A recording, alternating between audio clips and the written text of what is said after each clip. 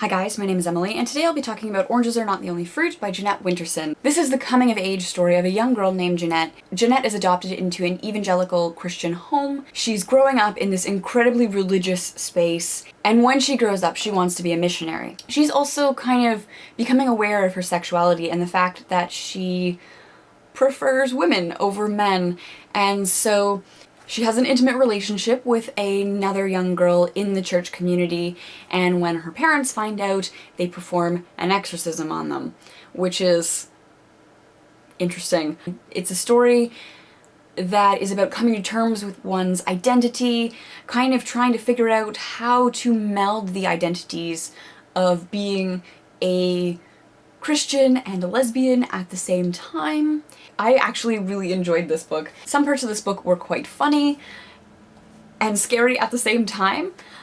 So there's one instance where Jeanette ends up sick and loses her hearing because she's so sick and I guess everything's kind of clogged. And her mother feels that she's having some sort of religious experience, that God has made her go deaf because she's having some sort of revelation. And so the mom just leaves her alone. And it's like a neighbor that notices, like, nah, that's not right. You need to go to the hospital. And they take her to the hospital and it's like, holy shit, you're really sick. We need to fix this. And the mom's like, why didn't you tell me you were sick? What I really liked throughout the whole story is the reoccurring fruit. It seems like every time they are eating oranges. Only oranges. Hence the title, Oranges Are Not the Only Fruit. Like, there are other things to eat and to taste and to experience. And it takes Jeanette a while to come to terms with that there are other experiences that are equally good. There's not just one way, which is kind of opposite to the Christian thinking. I think it's interesting to watch the narrator come to terms with it being okay that life is a little more complex.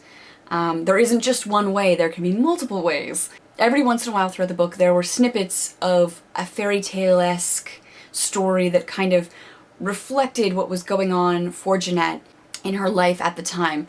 These little fictional stories are almost the narrator working through the need for change and the need to make certain decisions, and I guess kind of expressing what it feels like to be deeply religious and also not fit inside the rules of that religion. And so I really, really enjoyed this.